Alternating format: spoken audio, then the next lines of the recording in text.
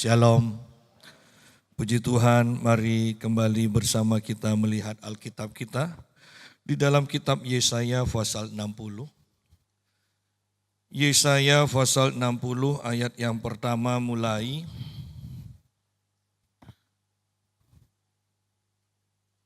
Bangkitlah menjadi teranglah, sebab terangmu datang dan kemuliaan Tuhan terbit atasmu.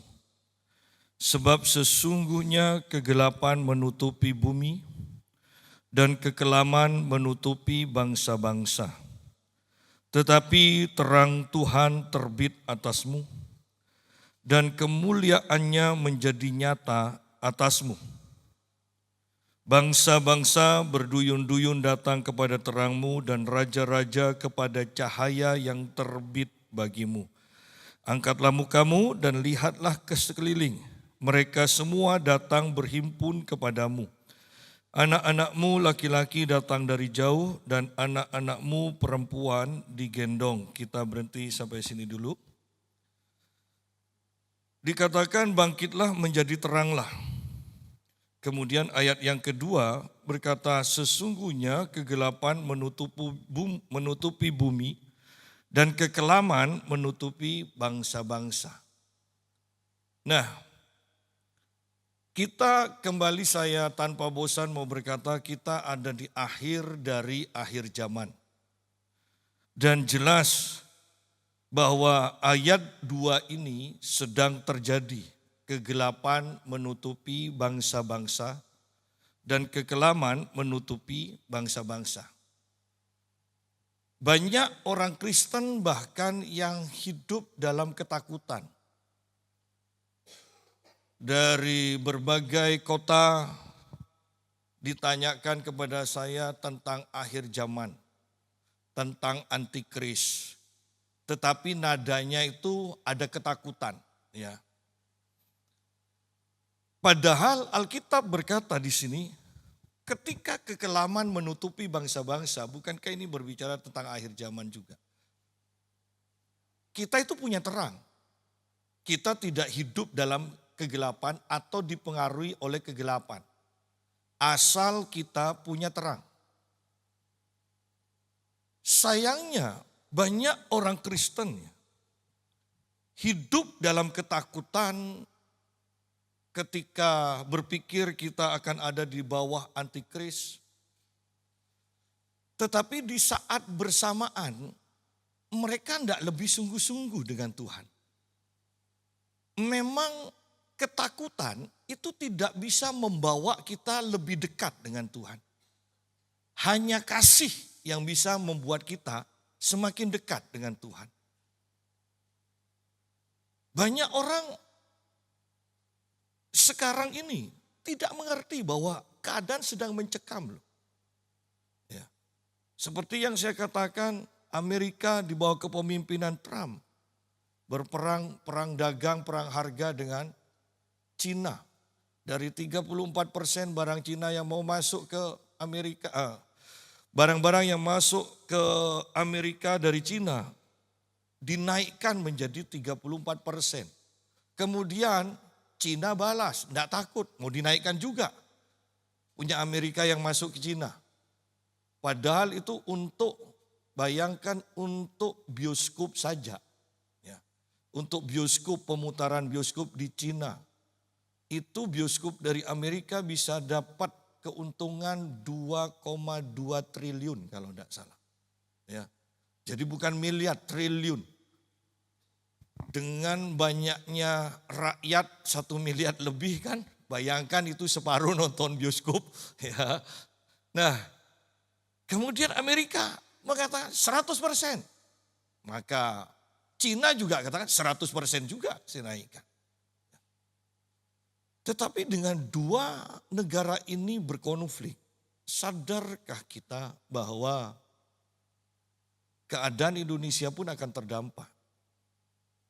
Tapi dalam keadaan seperti ini pun herannya ya, banyak orang Kristen semakin jauh dari Tuhan.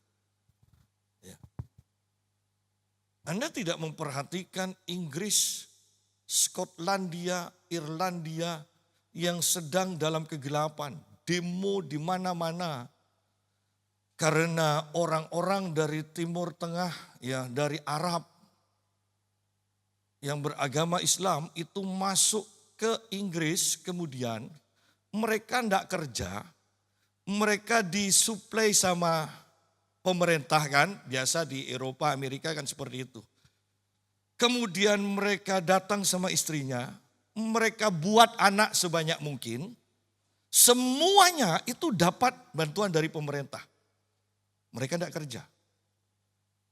Sehingga pada akhirnya pemilihan wali kota lebih banyak orang Islam yang menjadi pemimpin. Sekarang orang Inggris yang merasa terdesak karena orang Islam sekarang di Inggris sedang usul untuk syariat Islam itu ditegakkan. Sekarang Inggris rame-rame usir saja. Anda bisa bayangkan apa yang akan terjadi? Inggris, Irlandia, Skotlandia, bahkan Jerman. Jerman sekarang demo besar-besaran kan? Dengan suaranya Allahu Akbar, demo besar-besaran. Dampaknya apakah tidak akan sampai Indonesia? Sedangkan gereja di Indonesia masih tidak siap loh. Masih tidak siap. Masih sibuk cari duit. Padahal keadaan sudah seperti ini.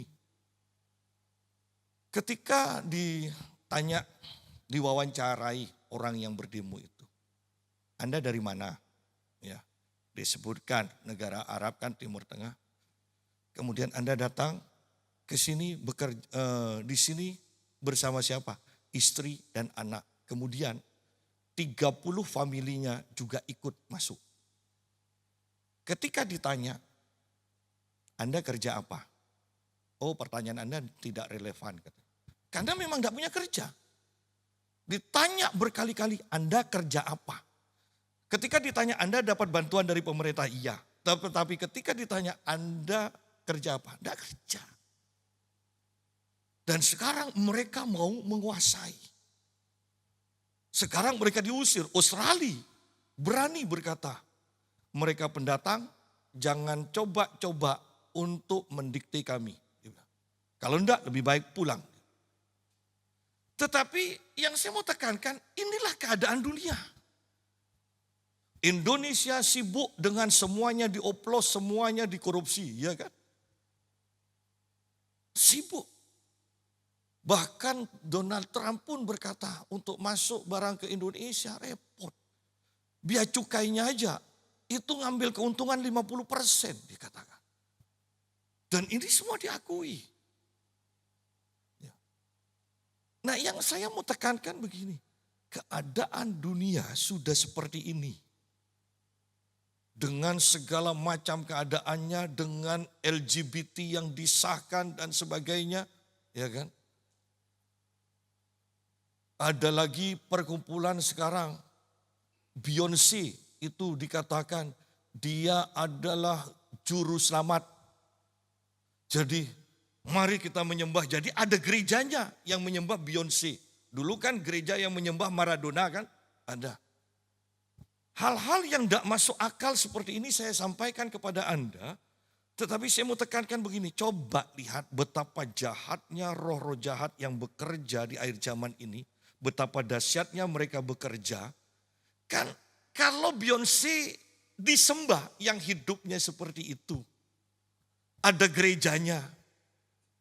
Dan yang menyembah juga bukan orang bodoh. Anda bisa lihat dahsyatnya roh penyesat di akhir zaman. Itu loh yang saya tekankan. Nah dalam keadaan seperti itu yang jadi masalah. Gereja tenang-tenang saja. Tidak berpikir, tidak memperhatikan tanda-tanda zaman ini loh. Tidak memperhatikan. Ya. Ngeri loh. Kalau Anda ikuti itu, wah demo besar-besaran. Ya. Demo besar-besaran. Bayangkan Anda bisa bayangkan Inggris dengan syariah Islam. Anda bisa bayangkan itu. Sehingga seorang yang penting di Australia berkata, ada 43 kalau tidak salah negara yang menerapkan syariat Islam. Kenapa mereka tidak mau pergi ke sana? Dia bilang. Begitu kerasnya kalau Australia. Ya. Bukankah Indonesia mulai dulu sudah ingin ditegakkan hal ini? Anda mungkin katakan tidak ada undang-undangnya. Tapi secara fakta itu sudah mulai terjadi.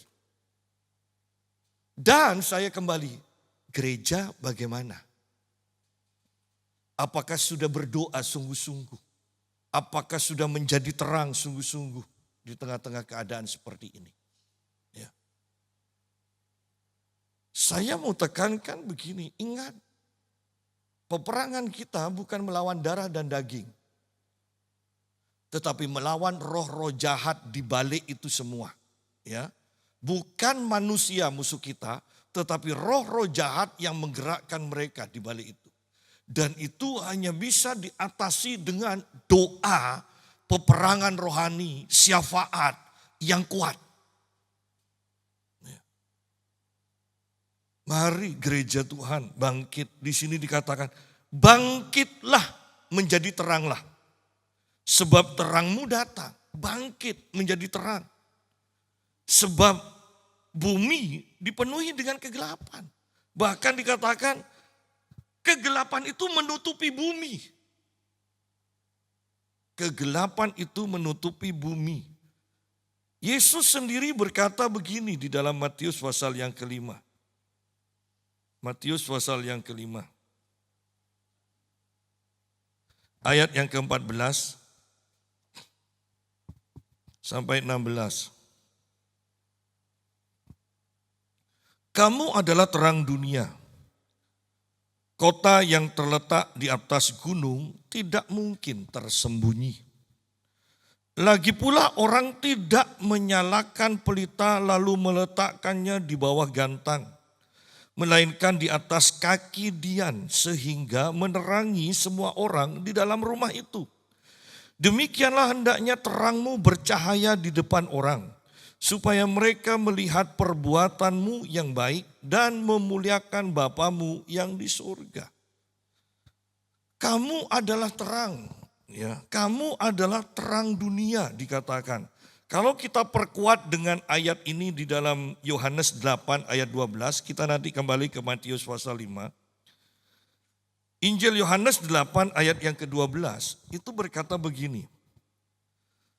Maka Yesus berkata pula kepada orang banyak katanya, akulah terang dunia. Yesus adalah terang dunia. Barang siapa mengikut aku, ia tidak akan berjalan dalam kegelapan, melainkan ia akan mempunyai terang hidup. Nah, perhatikan bahwa Yesus adalah terang dunia. Jadi kalau mau mencari terang, sudah jelas. Alamatnya adalah Yesus. Ya. Dan dikatakan barang siapa mengikut Yesus tidak akan berjalan dalam kegelapan. Jadi sekalipun kegelapan menutupi bumi, kita tidak akan berjalan dalam kegelapan. Karena kita mengikuti Yesus. Bahkan Yesus berkata, melainkan ia akan mempunyai terang hidup. Yesus adalah terang dunia, sekarang Yesus hidup di dalam hati kita, sehingga Yesus katakan, engkau mempunyai terang hidup. Nah, jadi kegelapan akan menutupi bumi, tetapi dikatakan kita adalah terang, kita punya terang. Tidak mungkin terang itu dikuasai oleh kegelapan, tidak mungkin. Yang jadi masalah adalah ini. Lagi pula orang tidak menyalakan pelita lalu meletakkannya di bawah gantang. Gantang itu berbicara makanan. Mau lebih jelas lagi bicara duit. Gantang. Ya.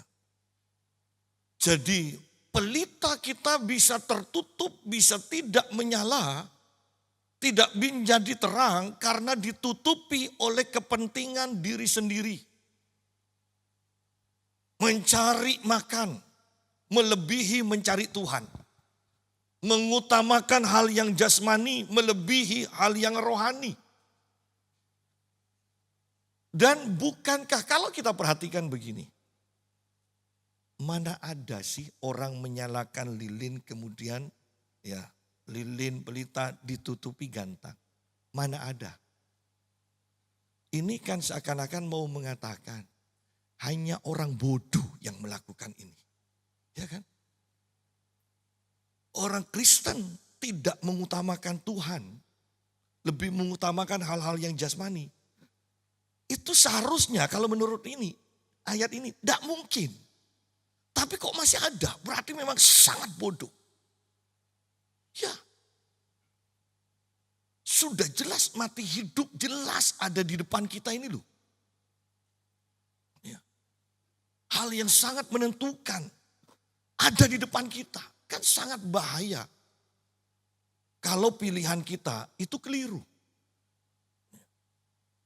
Kalau masalah antikris segala macam bagi saya itu tidak perlu dipikirkan. Yang penting itu iman kita. Bahkan kalau mau jujur Anda perhatikan di dalam kitab Wahyu. Gereja itu disebut berkali-kali kalau tidak salah 18 kali atau 18 kali lebih. Dalam 3 pasal. Setelah itu pasal 4 dan selanjutnya tidak ada kata gereja lagi.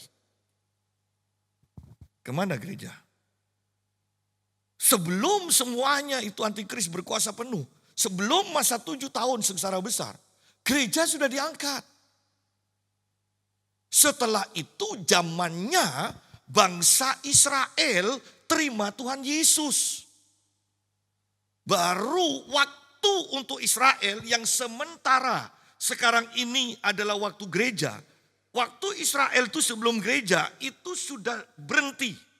Diganti waktu gereja sekarang. Ketika gereja diangkat, waktu dari bangsa Israel itu dimulai lagi, berjalan lagi. Mereka akan terima Yesus di sini. Disinilah pertobatan terjadi sehingga disebutkan ada 144.000 orang kan. Kalau seluruh dunia kan tidak mungkin. Tetapi ini bangsa Israel yang akan terima Tuhan Yesus, yang akan sungguh-sungguh dengan Tuhan pada waktu itu. Mereka akan memberikan nyawanya bahkan demi imannya pada waktu itu. Tetapi gereja sudah diangkat. Sudah ada. Ya. Sehingga bagi saya saat ini yang penting adalah bukan hidup memikirkan antikris, takut pada antikris, tetapi tidak lebih dekat dengan Tuhan. Yang penting itu sekarang adalah sungguh-sungguh dengan Tuhan, mencintai Tuhan, mengutamakan Tuhan, sehingga kita mengalami pengangkatan. Itu seharusnya yang terjadi. Bukankah sangat mengerikan dari 7 gereja? Itu kan berarti bicara gereja secara keseluruhan. Hanya 2 jemaat yang tidak ditegur oleh Tuhan, hanya 1 jemaat yang tidak ditegur dan tidak ditegur dan mendapatkan pujian. Hanya 1 jemaat. 1 jemaat itu ditegur atau mendapat pujian tapi tidak ditegur, tidak ditegur. Yang 5 semuanya ditegur. Kalau ini menggambarkan gereja akhir zaman secara keseluruhan. Kembali saya mau katakan, bukankah terlalu sedikit lantas 2/7 hanya yang layak di hadapan Tuhan? Ingat kata sisa, itu sedikit. Gereja sekarang lebih mengutamakan jumlah jemaat dibandingkan pengajaran yang benar yang akan menegur jemaat. itu akan menjadi penyaringan apakah jemaat mau diubahkan oleh firman atau mereka tidak mau diubahkan oleh firman dan mereka cari gereja lain yang tetap tidak menyampaikan firman dengan benar. Hanya itu aja pilihannya. Ya. Kembali pada pembahasan kita Matius pasal yang kelima ini. Ayat 14, kamu adalah terang dunia, kamu adalah terang dunia. Jadi sekalipun kekelaman, kegelapan menutupi bumi, lihat posisi kita, kamu adalah terang dunia. Kota yang terletak di atas gunung tidak mungkin tersembunyi. Kalau kita terang, kumpul dengan gelap, kan jelas posisi kita.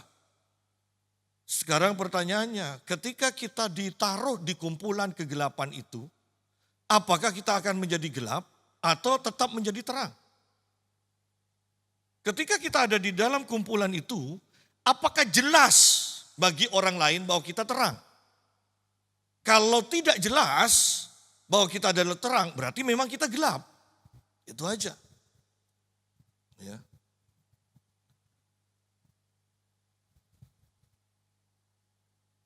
Lagi pula orang tidak menyalakan pelita lalu meletakkannya di bawah gantang, melainkan di atas kaki dian sehingga menerangi semua orang di dalam rumah itu. Kita ditempatkan di dunia ini supaya menjadi terang dan menerangi dunia. Itu aja. Demikianlah hendaknya terangmu bercahaya di depan orang, supaya mereka melihat perbuatanmu yang baik dan memuliakan Bapamu yang di surga. Bahwa terang itu juga berbicara tentang tingkah laku kita, perbuatan baik kita. Bahwa kita berbuat baik bukan supaya menjadi terang. Kita itu sudah terang sehingga harus berbuat baik. Ya. Bukan program gereja, saya mau katakan bukan program gereja bakti sosial. Itu akan dikenai ya tuduhan kristenisasi kalau seperti itu pada akhirnya. Tetapi yang saya mau tekankan pribadi demi pribadi, berusahalah untuk terus berbuat baik kepada orang-orang di dekatmu. Bos kepada karyawannya berbuat baik. Sering-seringlah ngasih pujian, ngasih tip, ya kan? Karyawan hormat kepada bosnya. Ya. Bukan demo terus. Orang Indonesia kan aneh kan, minta ditutup dalam waktu 3-4 hari ditutup sungguhan, demo lagi. Demo minta tutup pabriknya, perusahaannya, sama perusahaannya ditutup sungguhan, ya di PHK, demo lagi. Ya. Jadi demikianlah hendaknya terangmu bercahaya di depan orang, supaya mereka melihat perbuatanmu yang baik dan memuliakan Bapamu yang di surga. Bahwa kita ini tidak bisa lepas dengan Bapa. Setiap tindakan, setiap perkataan, setiap perbuatan kita itu selalu berhubungan dan terhubung dengan Bapa di surga.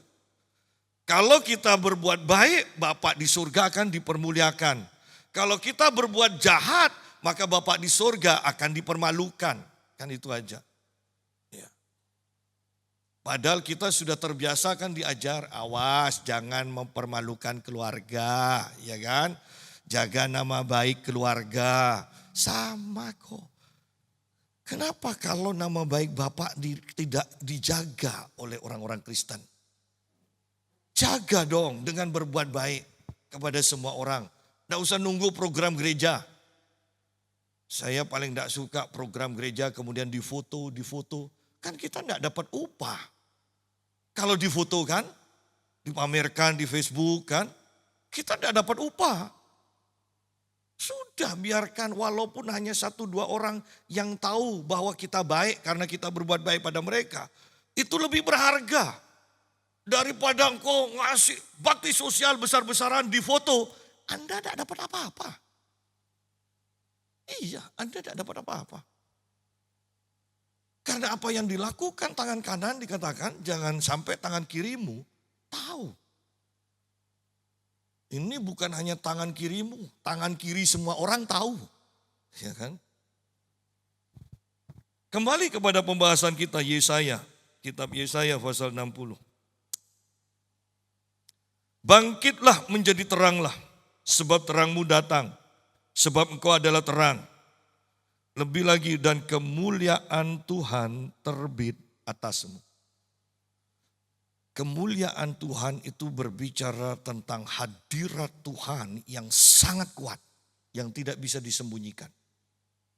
Ya. Hadirat Tuhan itu berbicara seperti ini. Bahkan bayangan Petrus pun itu menyembuhkan orang sakit. Itu hadirat Tuhan. Kemuliaan Tuhan. Dan kemuliaan Tuhan terbit atasmu. Sebuah buku berkata begini. Dari seorang yang diakui sebagai rasul. Bedakan antara pengurapan, hadirat Tuhan, dan kemuliaan Tuhan. Pengurapan itu adalah kuasa yang Tuhan berikan kepada seseorang untuk melakukan tugas tertentu. Hadirat Tuhan adalah kehadiran Tuhan di mana dimanifestasikan orang akan tahu. Dan ketika seseorang melayani dengan pengurapan, setelah selesai pelayanannya, pengurapan diangkat, orang itu capek. Ya, itu pengurapan. Kita capek. Tetapi kalau kemuliaan itu adalah kehadiran Tuhan yang sangat kuat, Tuhan juga yang berkarya sehingga semakin kita ada dalam kemuliaan Tuhan, kita semakin kuat, semakin sehat. Sehingga muka Musa ada di dalam kemuliaan Tuhan, muka Musa pun bercahaya dikatakan. Nah, Petrus ini bergerak dalam kemuliaan Tuhan. Paulus, pakaian atau bahkan kain-kain yang tersentuh dengan tubuh Paulus, itu disentuhkan ke orang sakit sembuh. Itu kemuliaan Tuhan. Ya. Ketika Ananias dan Safira berbuat dosa, mereka mati. Kenapa? Karena mereka sedang berhadapan dengan kemuliaan Tuhan. Bukan hanya sekedar hadirat Tuhan. Ya. Itulah kemuliaan Tuhan. Nah, di akhir zaman ini Alkitab berkata, dan kemuliaan Tuhan terbit atasmu. Ini pun akan terjadi kepada dan melalui kita kalau kita sungguh-sungguh menjadi terang, kita mencari Tuhan sungguh-sungguh. Dari pengurapan, hadirat Tuhan, kemuliaan Tuhan, engkau akan terus meningkat. Ini akan sangat luar biasa. Tiba-tiba aja orang di samping Anda kemudian manifestasi. Ya kan? Tiba-tiba aja duduk bareng-bareng, tiba-tiba turun-turun kemudian manifestasi di bawah. Kenapa? Karena kemuliaan Tuhan. Karena kemuliaan Tuhan. Dan ini yang akan dan pasti terjadi sebelum gereja Tuhan diangkat. Ya, sebelum gereja Tuhan diangkat. Dan kemuliaan Tuhan terbit atasmu. Jangan hanya puas dengan pengurapan, kemuliaan Tuhan. Ya, kemuliaan Tuhan. Kalau Anda lihat film-film dari almarhum Kenneth Hagin, orangnya sudah tua. Ya, orangnya sudah tua, jalan harus dipapah. Tetapi setiap orang yang dilewati itu tiba-tiba tertawa. Tertawa, dia dipapa terus setiap orang yang dilewati itu tertawa. Loh itu kalau bukan bicara tentang kemuliaan Tuhan, tidak mungkin. Tanpa disentuh dia hanya lewat saja. Ya. Jadi ketika kita mendengar hal-hal seperti ini, bukankah kita mulai berpikir, Itu belum terjadi, itu belum terjadi. Pikiran selanjutnya, bukankah itu disediakan bagi kita? Kenapa tidak terjadi? Apa salah kita? Apa kekurangan kita? Seharusnya kan itu yang kita pikirkan.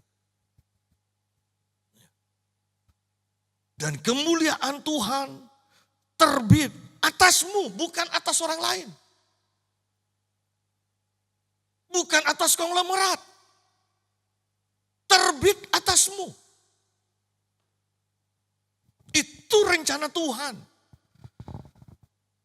Itu bagian yang sebenarnya Tuhan sediakan bagi kita. Sayangnya tidak pernah kita tanda tangani. Sayangnya pinnya tidak pernah kita masukkan. Sayangnya kita merasa tidak butuh sehingga tidak diambil kan. Kita lebih butuh uang.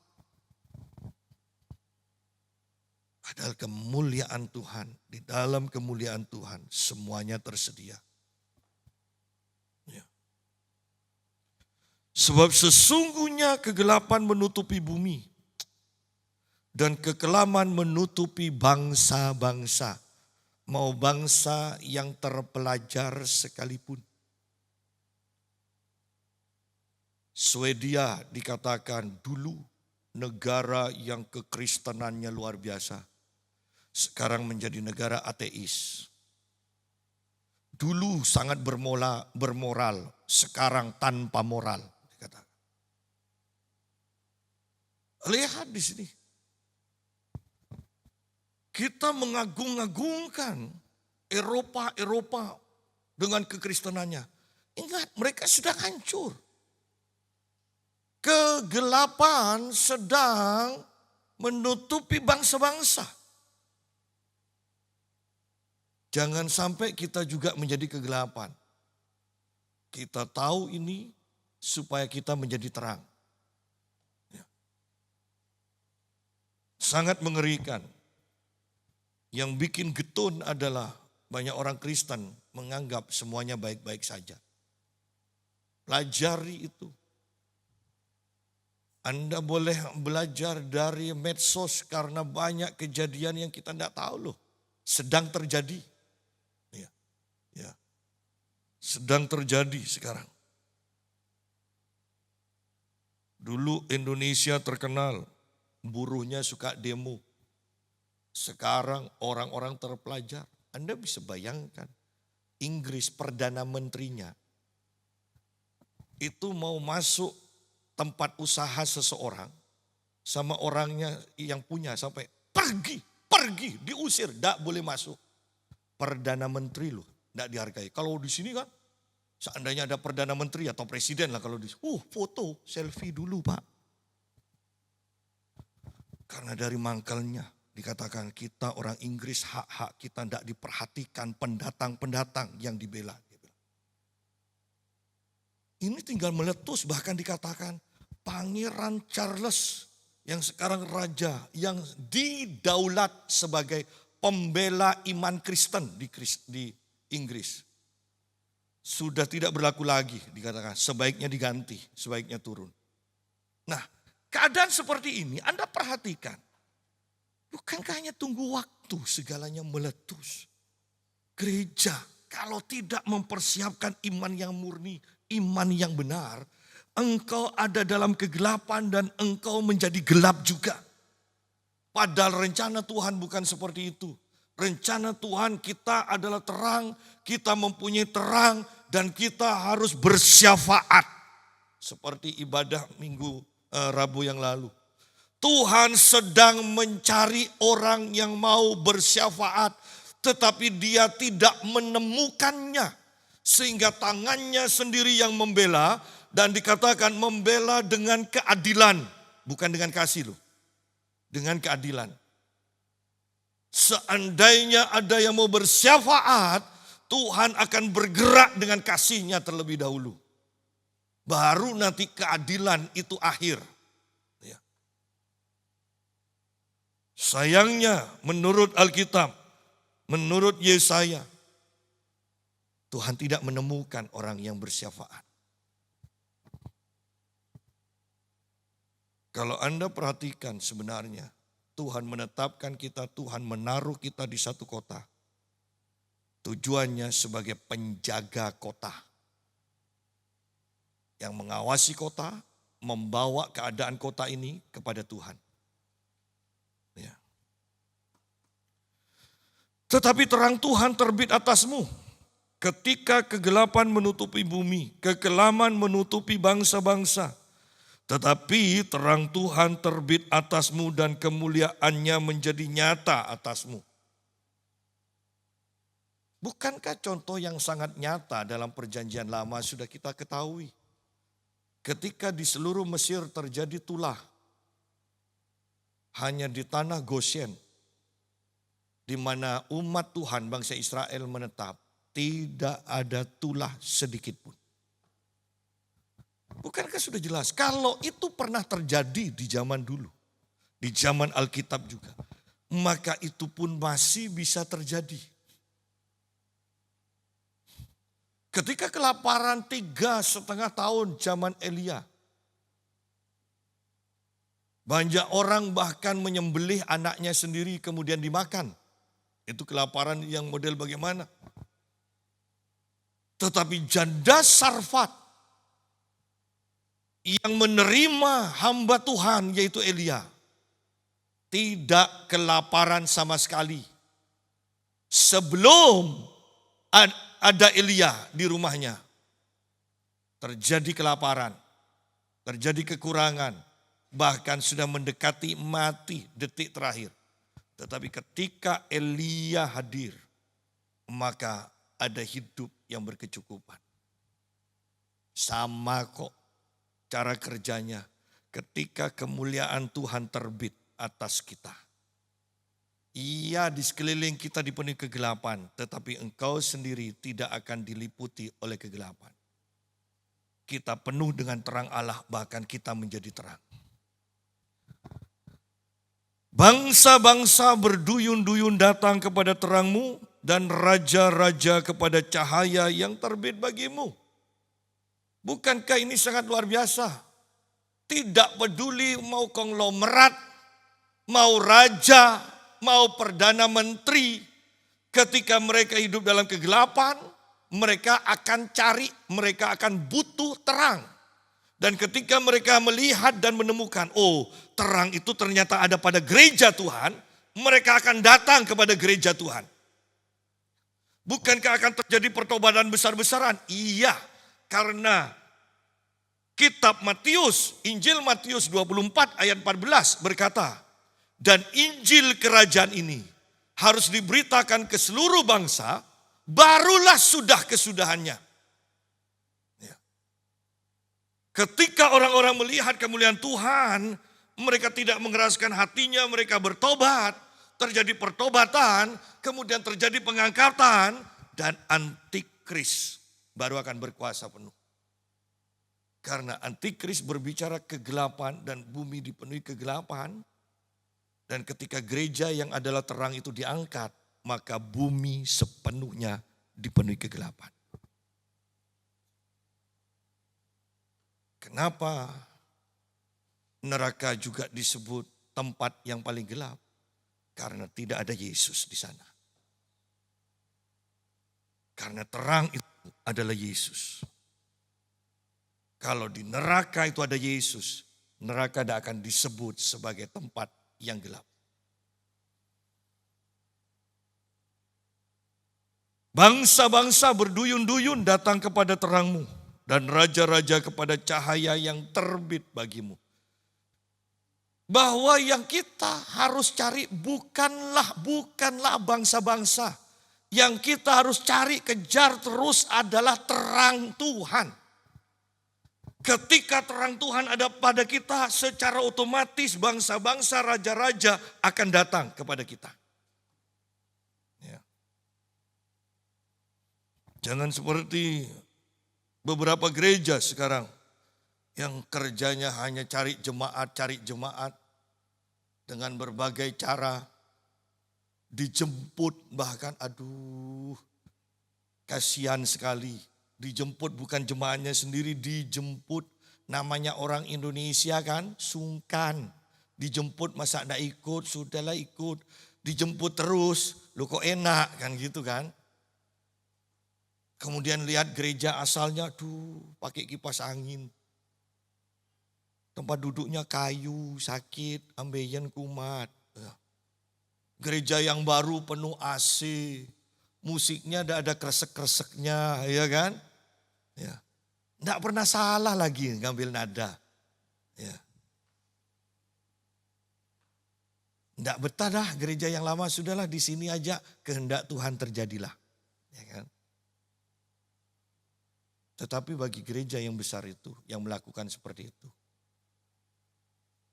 apakah tidak kasihan melihat pendeta yang sudah kekurangan dan jemaatnya masih dicuri?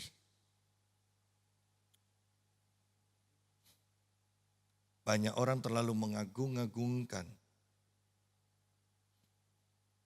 pendeta dari gereja besar. Ada yang membela begini, itu kan anak buahnya. Tidak mungkin tatanan itu bergerak dari anak buahnya. Yang namanya tatanan itu pasti dari atas.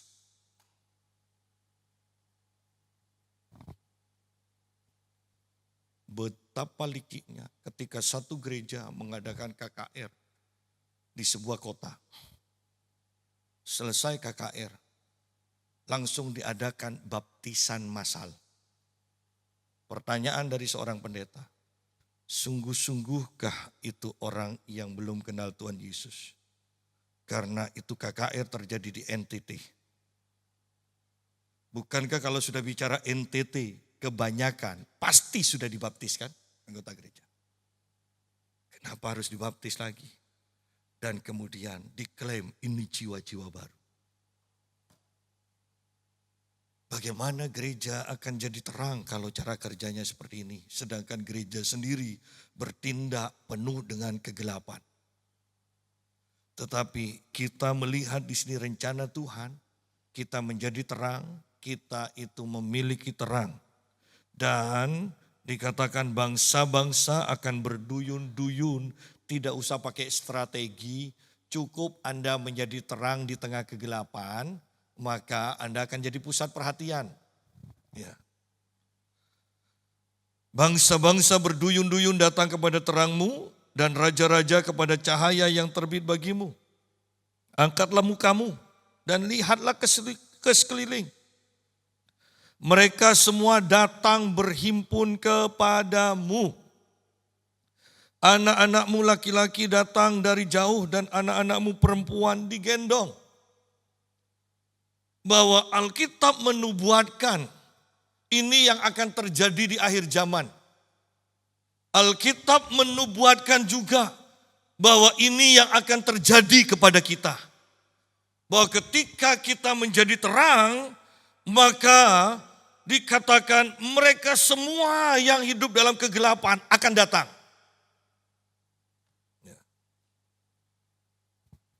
Angkatlah mukamu dan lihatlah ke sekeliling. Mereka semua datang berhimpun kepadamu.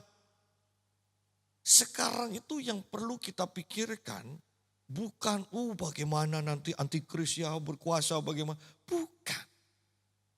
Sekarang itu yang perlu kita pikirkan bagaimana kita hidup dengan terang itu. Bagaimana memanifestasikan terang itu melalui kehidupan kita. Seorang hamba Tuhan yang sudah 70 tahun pelayanan, bukan umur 70 tahun. 70 tahun pelayanan.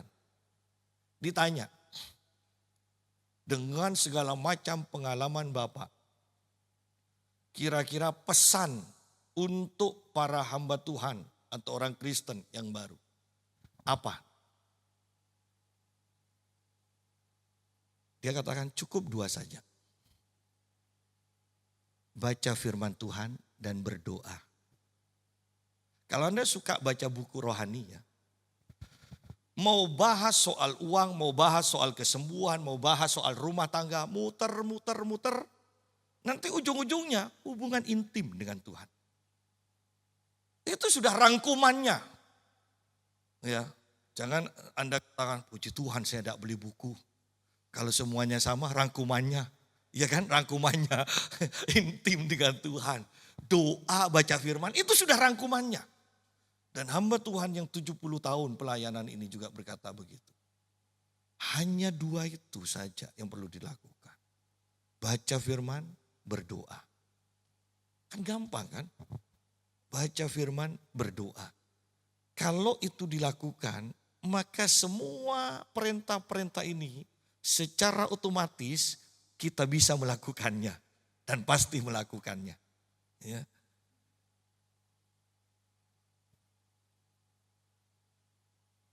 Mereka semua datang berhimpun kepadamu, anak-anakmu laki-laki datang dari jauh dan anak-anakmu perempuan digendong. Nah, ini akan menjadi penggenapan bagi pertanyaan para murid kepada Tuhan Yesus. Guru, kami sudah meninggalkan segalanya, lalu kami dapat apa?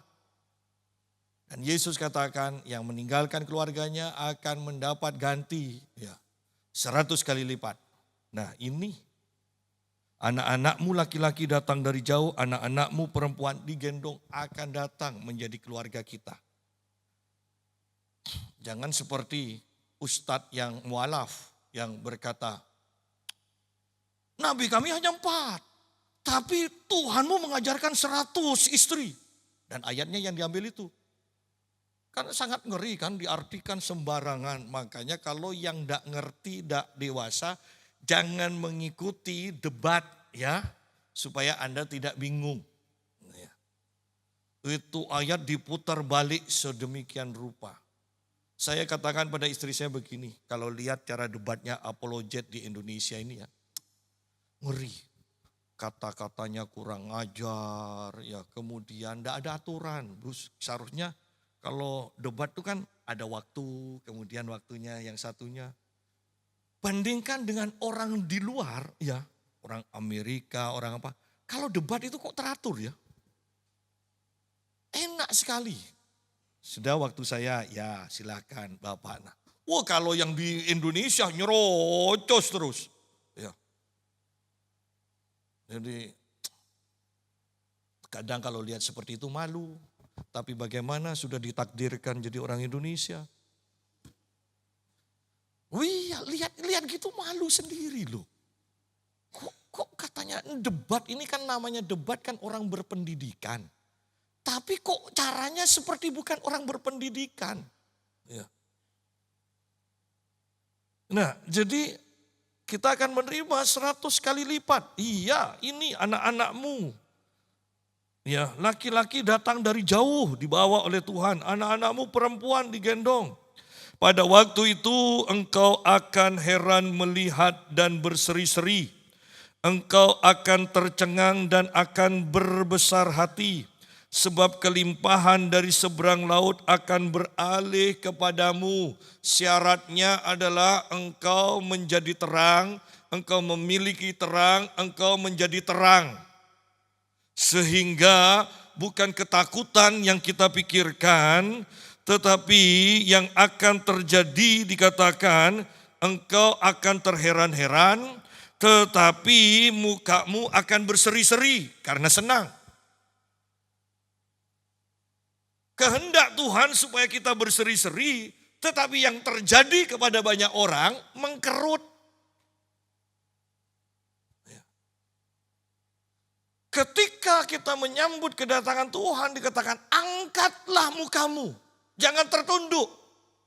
Tetapi kita sedang melihat orang-orang Kristen yang jalannya tertunduk sekarang. Padahal ini waktunya kita itu menyadari Tuhan akan segera datang. Engkau tidak boleh jalan tertunduk. Engkau harus mengangkat mukamu. Engkau harus bangga memiliki Tuhan seperti Tuhan Yesus. Pada waktu itu engkau akan heran melihat dan berseri-seri.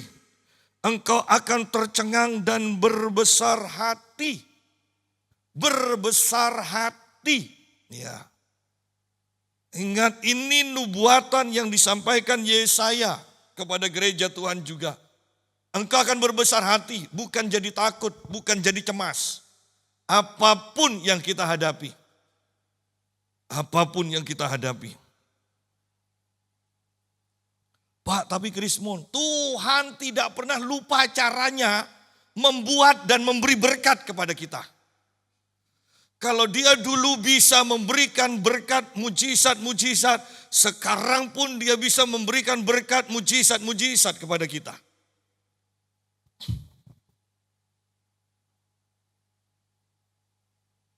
Kemarin dulu saya katakan pada istri saya, "Duh, orang yang sudah lama tidak ngasih berkat saya nih, sekarang kok ngirim lagi.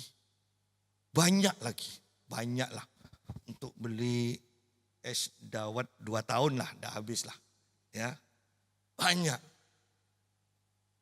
Dalam keadaan seperti ini, orang yang sudah bertahun-tahun dulu pernah ngasih, tapi saya tidak tahu mukanya. Saya tidak pernah juga hapian sama dia, dia tidak ada. Saya pun heran, saya cari di Facebook, cari di Instagram, tidak ada nama ini. Tapi dia ngasih. Dia ngasih. Sudah lama tidak ngasih, kok sekarang ngasih lagi. Artinya kan Tuhan tahu kapan waktu yang tepat dia memberkati kita. Dia tidak akan biarkan kita kekurangan.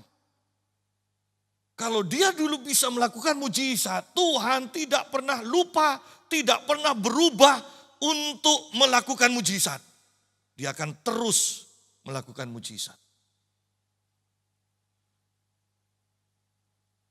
Sebab kelimpahan, sebab engkau akan tercengang dan akan berbesar hati, sebab kelimpahan dari seberang laut akan beralih kepadamu.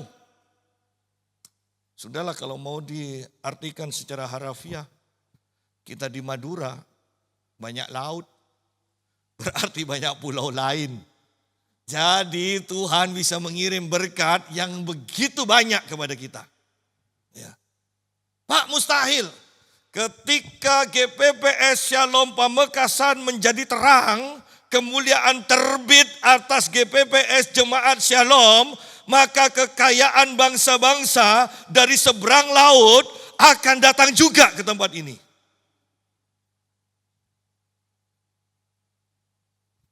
Jadi jangan takut, tetapi angkat mukamu. Dan Tuhan akan membuat engkau berseri-seri.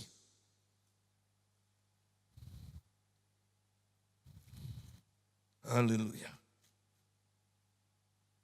Dan kekayaan bangsa-bangsa akan datang kepadamu. Dan kekayaan bangsa-bangsa akan datang kepadamu. Saya mau cepat sampai ke ayat 7 dan menutupnya untuk pagi ini. Sejumlah besar unta akan menutupi daerahmu. Unta-unta muda dari Midian dan Eva. Mereka semua akan datang dari Seba, akan membawa emas dan kemenyan, serta memberitakan perbuatan masyhur Tuhan. Lihat, ada orang-orang dari negeri jauh yang dijamah karena terang kita, karena terang Tuhan yang terbit atas kita, dan mereka membawa kekayaannya. Unta-unta, ya, membawa emas dan kemenyan, dibawa naik unta. Itu bisa bayangkan emasnya seberapa, kan tidak mungkin kan bawa sekeping emas, harus pakai unta. Ya, jadi Anda bisa bayangkan, dan kemudian Anda tidak usah kemudian emasnya yang dipikir, tetapi secara keseluruhan Tuhan sedang menyediakan berkat yang berlimpah-limpah dan itu sedang berjalan ke arahmu. Itu sedang mengarah kepada kita. Pak, tapi keadaan saya semakin melarat. Itu secara jasmani. Tetapi ketika mata imanmu, mata rohanimu melihat apa yang terjadi di alam roh, imanmu akan membuat yang sudah terjadi di alam roh itu keluar ke alam nyata. Untuk menerima kesembuhan tubuhmu, engkau harus sudah melihatnya di mata rohanimu bahwa engkau sudah sembuh, engkau sudah berjalan, engkau sudah pergi ke mall belanja. Dan ketika itu engkau lihat di alam roh, itu akan terjadi di alam nyata. Tetapi ketika engkau minta kesembuhan dan engkau melihat, engkau memperkatakan, engkau sedang ada di peti mati. banyak orang menangisimu, maka ketika itu keluar, pada waktu itulah engkau mengalami kematian. Apa yang kau lihat di mata rohanimu, imanmu akan membuat itu terjadi di alam jasmani. Segala kambing domba Kedar akan berhimpun kepadamu. Bicara tentang Kedar, Nebayot ini berbicara tentang keturunan Ismail. Anda mengerti sendiri. Segala kambing domba Kedar akan berhimpun kepadamu. Domba-domba jantan Nebayot akan tersedia untuk ibadahmu. Kalau Anda perhatikan betapa luar biasanya ketika Pangeran Arab Saudi menerima Tuhan Yesus. Anda lihat ketika dia masuk ke dalam gereja. Begitu luar biasa. Anda bisa mendengar di Iran yang seperti itu, jutaan orang sekarang menerima Tuhan Yesus. Tidak ada yang mustahil. Seandainya di Indonesia sensusnya jujur, banyak kejutan yang akan dilihat oleh bangsa Indonesia. Ketika sensusnya jujur, akan banyak kejutan. Sehingga sekarang sensusnya kan juga tidak diumumkan kan. Kalau dulu kan sensus selalu diumumkan. Berapa persen kan. Pelajaran saya ingat itu pelajaran dulu SMP, SMA. Ya. Kalau sekarang kan enggak usah pelajaran itu ya. 2 tambah 2 aja enggak tahu kok sekarang. Anak SMA sekarang ya 2 kali 3 enggak tahu. Ya. Masa anak orangnya cantik, SMA ditanya sama Deddy Mulyadi kan. 2 tahun itu berapa bulan? Enggak tahu. Hanya ngasih senyuman yang termanis. Padahal yang diinginkan kan jawaban yang benar, bukan senyum yang termanis. Ya. 2 tahun itu berapa bulan? Enggak tahu. Ya. Itu kan sangat mengerikan. Kan bahaya soalnya keadaan di Indonesia ini. Anak harus naik kelas, iya kan? Kalau zaman kita kan enggak kan? Iya. Kalau memang bodoh ya enggak naik kelas. Tapi sekarang mau bodoh, mau tahu tambahan, enggak tahu tambahan, perkalian ya tetap harus naik. Ya enak. Ya. Nah, sekarang ayat-ayat terakhir ini, ayat 7. Segala kambing domba Kedar akan berhimpun kepadamu. Domba-domba jantan Nebayot akan tersedia untuk ibadahmu. Semuanya akan dipersembahkan di atas mezbahku sebagai korban yang berkenan kepadaku. Dan aku akan menyemarakkan rumah keagunganku.